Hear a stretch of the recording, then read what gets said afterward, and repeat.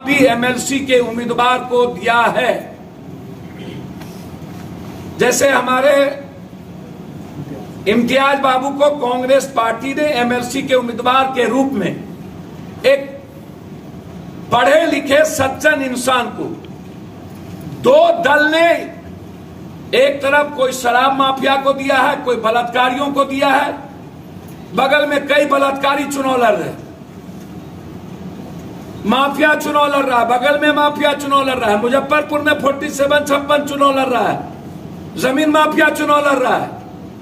Congress party ने जितने उम्मीदवार दिए हैं वह एक पढ़े लिखे सज्जन इंसान को, जन अधिकार पार्टी का निर्णय आज से एक सप्ताह पहले था कि हम हर परिस्थिति में जहां भी कांग्रेस पार्टी अपनी उम्मीदवार देगी, जन अधिकार पार्टी की हैसियत और औकात एक का रहेगा। हमारी पूरी जो यहां पर साथी बैठे हैं नीचे और ऊपर, पूरी ताकत के साथ हम लोग डॉक्टर इम्तियाज जी के साथ, कांग्रेस की विचारधारा के साथ एक अच्छे एमएलसी को चुनाव में इन माफियाओं को हराने के लिए, इन शराब, गांजा, 47, 56, जमीन, बालू, सारे माफियाओं को हराने के लिए संकल्पित है हमारी पार्टी।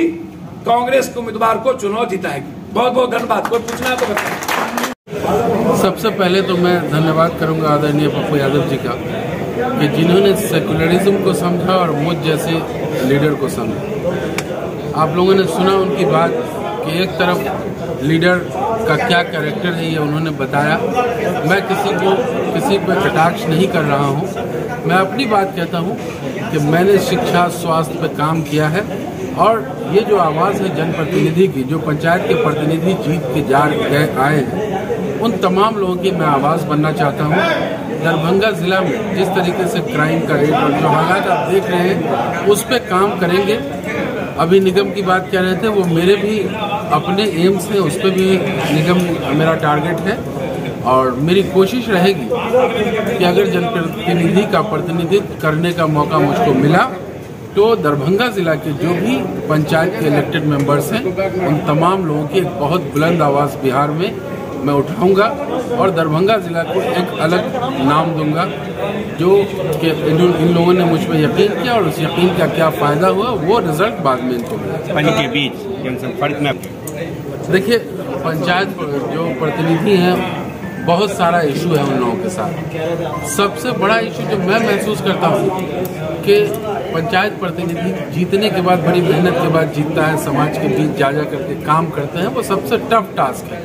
आप रियल पूछिए तो एमएलए एमपी से ज़्यादा मैं उन तमाम लोगों को ज़्यादा बड़ा मानता हूँ या उन तमाम लोगों की मेहनत को ज़्यादा सराहता हूँ कि वो लोग ज़्यादा बड़ा काम कर रहे हैं एमएलए एमपी एंड अदर से, इसलिए कि वो ज़मीन से जुड़े हुए एक एक आदमी से मिलने का काम करते हैं। लेकिन उसके बदले में मैं देखता हूँ कि उनकी तनख्वाह, उनका पैसा, वो जो काम कर रहे हैं उसकी इतना लिमिटेशंस है उनके अंदर। तो मेरा special focus for ward members कि वो लोग जो डायरेक्ट कनेक्ट होते हैं पब्लिक से, उनको पैसा नहीं मिलता, 500-1000 रुपये की बात होती है उन लोगों के लिए। मुझे लगता है कि उनकी सैलरी कम से कम 5000 होनी चाहिए, जिससे कम से कम अपने पंचायत में और अपने आने जाने में अगर 100-150 रुपये भी डेली खर्च अगर करेगा जनप्रतिनिधि अपने जनता के लिए तो भी 5000 महीना होता है।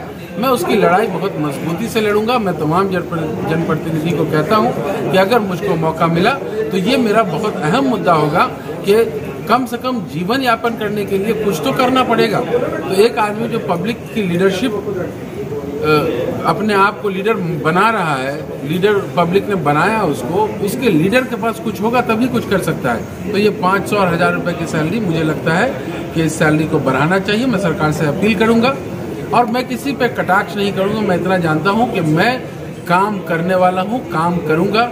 स्वास्थ्य और शिक्षा के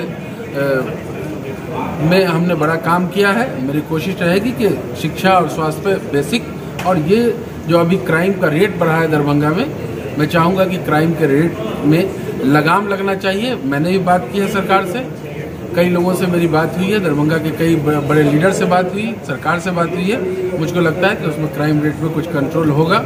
नहीं तो अगर हाउस में मुझे जाने का मौका मिला तो मैं ये बड़ी आवाज़ लेकर के से मुद्दे को उठाऊंगा।